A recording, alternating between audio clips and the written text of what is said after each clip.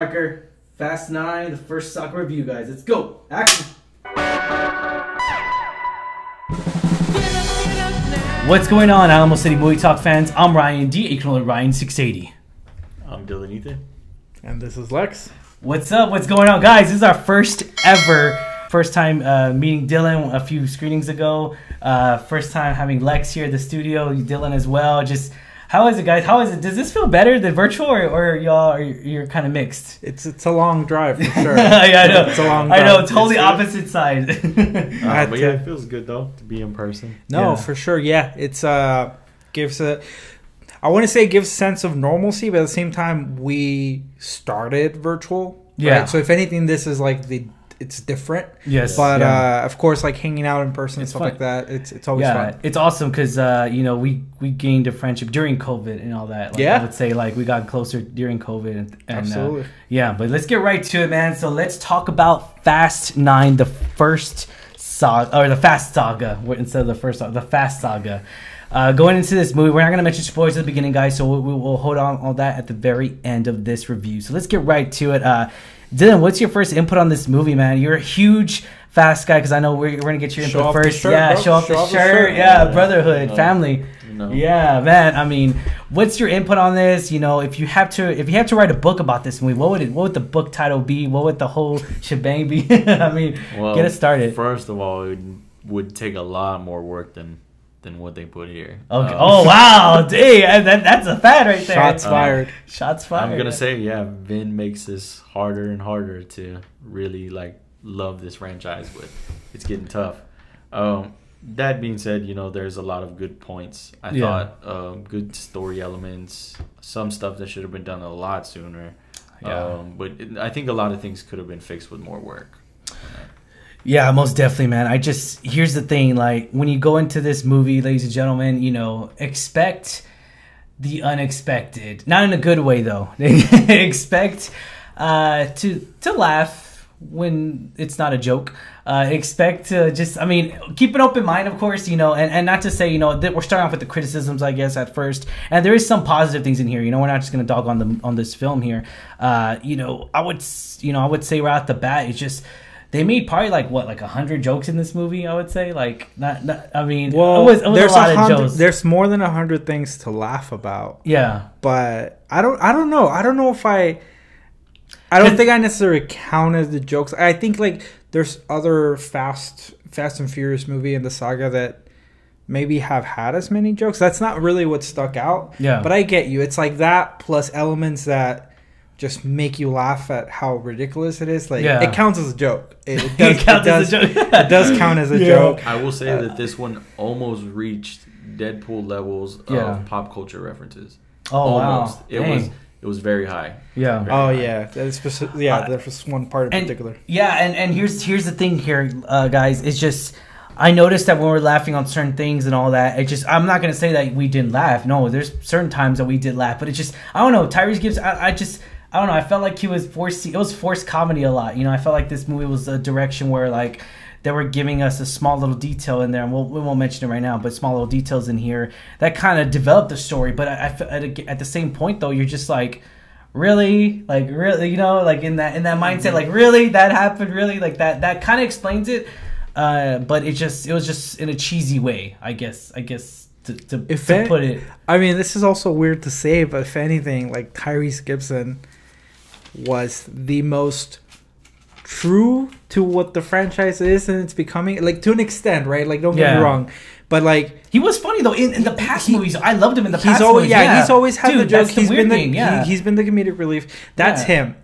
Well, I guess what I'm trying to say is, like, out of the weirdness that happens in this movie, like, it's almost like he's playing the role correctly, right? Because it's what it is. But it's just when you see other elements and other characters just fall into that next level of cheesiness and stuff like that. That's truly what kind of sticks out. But no, like for sure, Tyrese Gibson did what he needed to do. But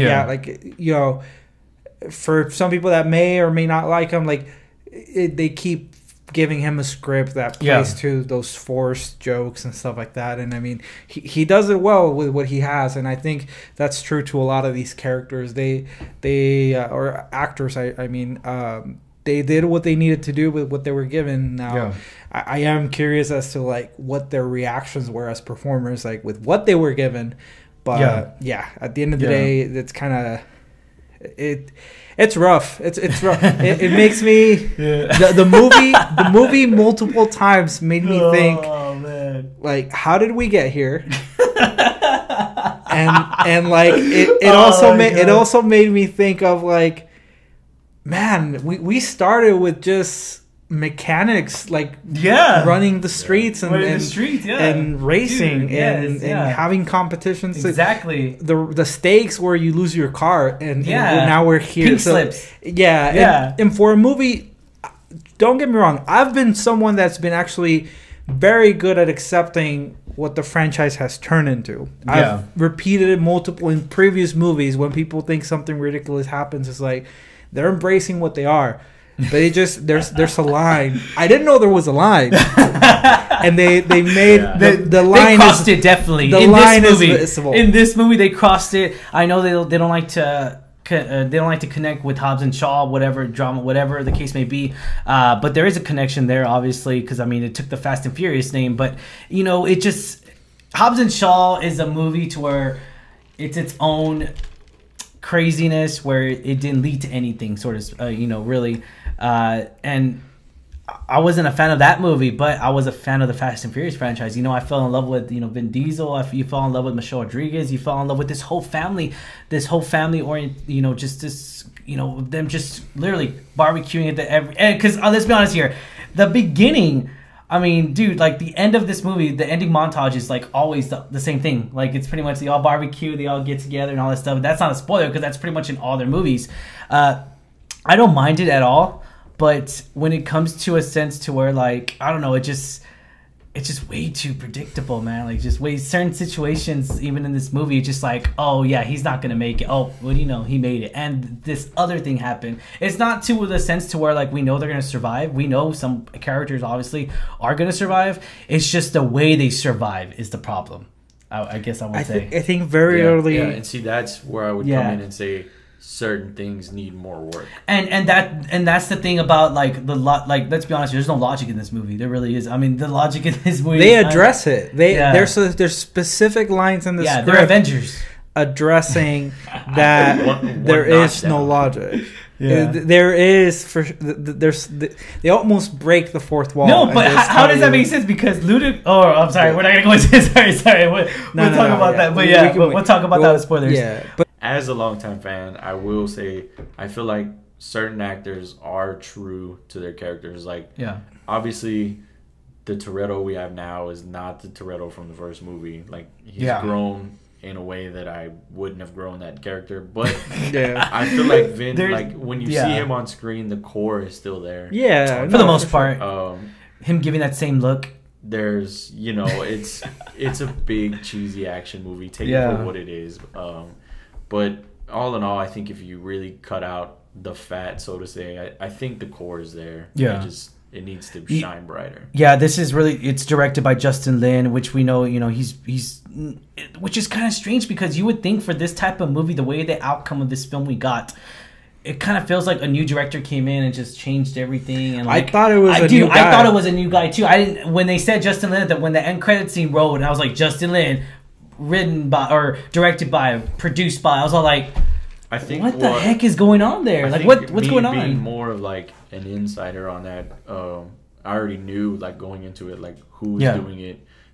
That's part of the deal that Vin made most recently. That was why the drama with Hobbs and Shaw took place. They essentially made that movie without his permission and used his name. Or we used the franchise that he thought he was getting control of. On that, so that's how that drama started. But it's just I don't know. I do see what y'all are saying, where there are moments that did not feel connected at all. Like it felt like this franchise was going way, off the edge. And it did on that. Out of this, out of the atmosphere, and without like this is now I remember what I was gonna say is like the movie in very early in the movie, very early stage, you just realize how ridiculous and what kind of loss of just nature and science and everything this movie's gonna break. And they've broken them before. I'm not forgetting what came before, but what came before was a lot more enjoyable than what we got here exactly today. Yes. Now the thing is, with the realization very early on how crazy this ride is gonna be, you also lose notion of there being any stakes. Yeah. And the movie keeps making point to that. Like the movie keeps there's plot armor like no other. Yes. Exactly. Yes. And like they could do the most idiotic thing in the world where like it doesn't make sense in our eyes, obviously, in our world, in our planet Earth right here, not Earth 2, whatever. But it just, and in there it just, you don't feel like they're taking any risks.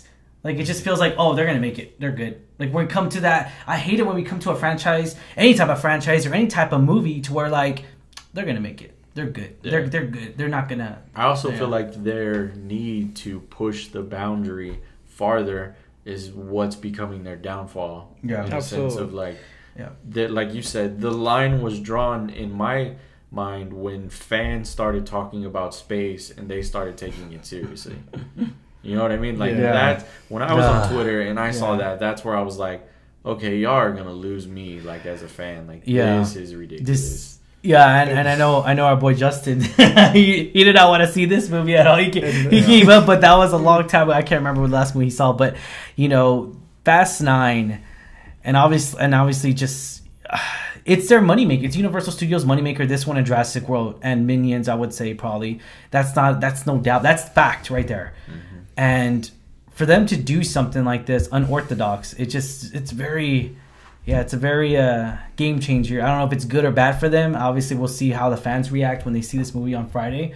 We'll check out and see. I know I'm going to pay attention on Twitter and Facebook, social media, see how people are really going to react to this film. And a lot of these, again, I'll go back again, like over the top stuff. The script, now, I know I make jokes about it, off camera, with just like, I felt like a fourth grader wrote this movie and the word choice and everything. I didn't like the word choice in this film. It kind of was just very uncreative word choice in here. Like it just felt very like, I don't even know, like just like I was watching like a cheap TV show or something. Just the word choice, I don't know. I could have, I don't know. Just I'm so mixed at feelings right now, emotions, because I was more upset with that because it didn't create that dramatic role that I really wanted to see, especially between Vin Diesel and John Cena. Because I wanted to see that, because we saw that in the trailer, like, oh, it's his brother. We saw that in the trailer a lot. We saw it's written in IMDb, like that we know it's his brother. I wanted that chemistry to be so very well done. It didn't feel like there was any chemistry really between them. Like, we got a few scenes with them really in there, and then it just kept jumping back and forth, which I kind of liked in certain movies, but this movie I did not like. We got that a lot, of course, in Infinity War and all that, just Endgame, and obviously it worked out for that situation because with time loop and everything. But for this type of movie, just to really trying to explain, you're pretty much trying to explain a prequel story and then trying to tell that story at the same time, and it's just mixing, and not to say like you get lost in this story, you don't. It just kind of draws you away from the main plot of this movie. I would say some of my favorite parts, I think, were the prequel parts. Yeah, and I'm not saying they weren't bad. They were good. Yeah, they actually they made sense because they were grounded. Those are the parts I think would have benefited had we told these years before. Exactly. Like if we would have rolled these into like 4, 5, or 6. If they would have just showed us in the very not to spoil it, but just if they would have showed us all together in the movie, like all in one scene, like, hey, this is the beginning of this movie and everything. Or like, instead of just moving it, just run it all the way through, man. Just be done with it. Okay, that explains that. That explains that. Obviously, there's certain scenes that you would not put in there because it would make sense in the very end of the climax of this movie. But I just character develop. There was no character development in this movie. I hate to say it. I mean, just put on comments down below. Maybe you totally disagree with me, but I didn't see any character development. And I gotta say, man, John Cena's arms were a lot bigger than Vin Diesel's, man. Jesus, he was huge, dude. So I don't blame Cena. What I wanted was to see the real John Cena. Like I wanted him to freaking throw Vin Diesel across the room, but it was weird. It was like Vin Diesel was doing He did like a lot of action sequence. Like What's I wanted more action sequences for like, dude, really, John Cena? Like really, like you're letting. Well, they're not certain gonna let situations him like that. outshine Vin Diesel. Like Yeah. like I Justin was agree with you. I mentioning. feel like their fights Dylan. could have been Dylan. better and could have been more frequent. Yeah. Because both of them are like pretty buff dudes, you know. Yeah. Like, yes, of course, John Cena is bigger, like physically. Yeah. But I felt like on screen they paired well, Mhm. and they could have had more and better fights. For sure. Like Vin and The Rock's fight. Yeah. is, Oh, like, yeah. iconic, you know what I That mean? was awesome. That was This fight was really good, but I don't feel like it wasn't as like iconic. it wasn't good. I mean, okay, you Well, thought it's it was good. I thought it was mid. Like it was just eh. No, I enjoyed it. So I think the it was a action good pace, you know, like it could have been more. outside of the ridiculous parts, the action in itself was kind of like close to what we're known, like Yeah. what we've Yeah. known from the franchise, which has always been entertaining. Yeah. Now, to the point of like the John Cena, yeah, they were supposed to be more of like two titans, especially with the family ties and stuff like that. Now, The Rock and Vin Diesel's like fight, as classic as it was, like it was still grounded to an extent, and it was personal because it happened in a moment of. I don't want to call it intimacy, but it would happen in a moment where it's just It was personal. two guys throwing down, and it was personal. There's like 5 different things going on at once. Like there's a mission and there's components to the mission. So when those things happen, it kind of draws away. Rushed. Yeah, and not just that, but why even have Cena there? Like it felt like anyone could have played that role. You know what I'm saying? Like John Cena's like Vin Diesel's brother. Like I think it had to be a specific type of person too. Like I feel like John Cena has too much talent to be giving it to them. It wouldn't have worked with a smaller guy. Yeah. Well, no, not that, but like just having like another built guy. Like to be honest, because you had just a muscle guy. Yes, but you know what? Like John Cena did bring Triple the appeal. Both ball, it wouldn't work. You can have that contrast. Yeah. John Cena brought the appeal. I actually liked what he did. I was disappointed in the character they gave him, like not having additional depth. Yeah, exactly. They made an attempt to make connections and have some sort of they were building up to this sequence where you were supposed to feel something, you didn't really get there. But once again, like all in all, like I think with what he was given, John Cena, for a newcomer into the franchise, he did what he needed to do. Yeah. But you're right, he is talented. He has a charisma. He definitely has charisma. So when you build him up to be a villain that kind of you strip that away and it's more of a robotic villain.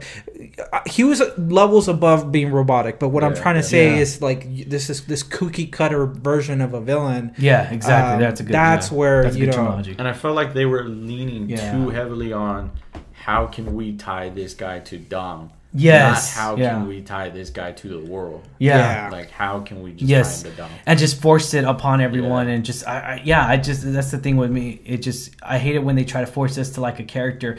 And I don't know, I just got to a sense to where while watching the movie it almost got annoying to where the same thing we did with Last Jedi, Star Wars, where Leia brought herself back to that logic into that sense where the Force remember Last Jedi where she brought herself back. Well, it's like you try to introduce a whole new thing. 10, 20 years, well, not it wasn't 20 years. You know what I know? Yeah, I know what you're saying. But what I'm saying is, in the time that has passed, right? Yeah. Like, okay, let's say real time. I forget when the first Fast and Furious. It was like 2001. 2001. Yeah. 2000, so we're talking about 21 years, right? Like since we've seen these characters for the first time. Yeah. It's like that much time passes by. You give us that much time to fall in love with certain characters. Yes. Under this world that you've built. And now you're just like, hey, you know what? Like, we never really mentioned about his brother, but let us fit it in there. And it's like, and in trying to fit it in, it's like they're tiptoeing around, like making sure it makes sense while at the same time not. Tyrese and Ludacris were literally us, and they're like, wait a minute, we've gone on all these rides. But then they brushed it off. They brushed it off very quickly. It was just like we're invincible, and then we'll mention It was just like, and just last we're here now. Okay, keep going. And just the last thing to that main point, right? As some, this is not a spoiler, but some may have seen in the trailer, without going too much detail, there was characters that were brought back into the world, right?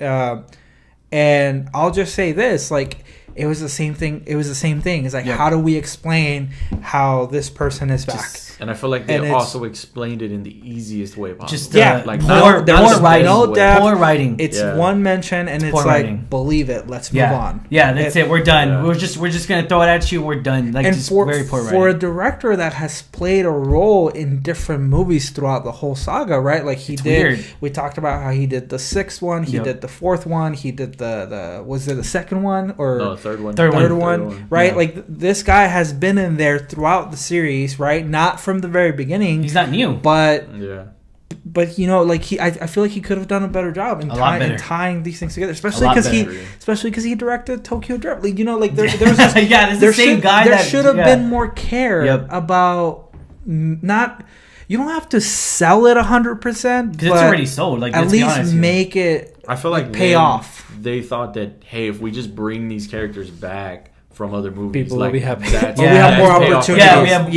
Exactly. Like, and that's enough fan service. And I'm like, that's what I'm like. I now believe people in the MCU have better chances dying than in the Fast and Furious. That's the weirdest thing. That is weird because we're talking about people have superpowers versus no superpower. Yeah. Loki has a better chance at dying for real. Yeah, the Loki series. Than anyone in the Fast and Furious franchise. Yeah, for real. They also okay. No. Okay, so was this the film that we deserve, guys? No. I'm gonna say no. Okay, so let's go to ratings, ladies and gentlemen. We're gonna go to ratings, guys, where we rate our movie, then we're gonna talk about spoilers. Ratings 1 out of 10. Dylan, what are you gonna give it? 10 being the highest, 1 being the lowest. I'm gonna do it right in the middle at 5 because, like I said, there were a couple of things that could have been salvaged, but it needs. We'll talk about that. We'll talk about the spoilers. So. But Lex, what are you gonna give it? Mine was actually I texted this out to friends, so I'm not capping it. It was 5. I was gonna say 5. I'm gonna do 4. 4. Yeah. Just 4 because I wanted a deeper sense into, like, I love John Cena. I loved him in Blockers. He was freaking hilarious in Blockers. Recently, I've been loving John Cena in a lot. You know, where the very first movie I saw John Cena in was The Marine, and that was his first WWE. I believe it was WWE at the time. Films, WWE films. Yeah. So, and I was just, you know, the first time watching that movie, very young. I was just like, not bad for being, you know, John Cena. Yeah. And then, of course, I would say it as well for The Rock. You know, when he first saw him in Scorpion King, I was just like, okay, whatever. You know, it's cool. Rock bottom on the movie. That's cool. That's what I wanted. I wanted John Cena to do his special, but that didn't happen. But it just, you know, I wanted these things to matter because it's like, hey, I'm also from the WWE, you know, and I could still, you know, obviously I could throw down. And so I just wanted that sense to really go into here because we got that sense with The Rock in the franchise, in this franchise as well, because we saw that with a lot of The Rock. Like, he was just throwing down like nothing. And I loved it because it's like, you, in the back of your mind, pop culture, you know, like that's The Rock, you know. And it just, I wanted to feel the same way with John Cena, but not on him. I feel like that's just the direction they were going in. It has nothing to do with him, just the director and the writing. I would say that, but I'm gonna get 4. I'll throw in one quick good jab. Yeah, it did feel good to see these actors as these characters on the screen again. It's been a good while, and so I that was refreshing. It just the way it was. But that's why there was a lot of buildup. How much longer can they go without getting bruised or in a wheelchair? Well, the original rumor was always 10. When they started 7. That's when I think Vin and Justin Lin kind of laid out the roadmap. Yeah. And the plan was always 10. Okay, so gotcha. I don't know if that's changed, but I mean, as far as I know, it's 10. All right, guys. So Dylan, yours was a 5. Lex was a 5. I was a 4. So we're about average 5, I would say. Yeah, average 5. 4.5, we'll say. Because I brought it down. But all right, guys, if you have not already, hit that subscribe button. If you stuck with us this long, thank you so much for making us a part of your day. As always, I'm your host, Ryan D. aka Ryan680. I'm Dylan Ethan. And this was Lex. All right, guys, have a good one, guys. Stay safe. Peace.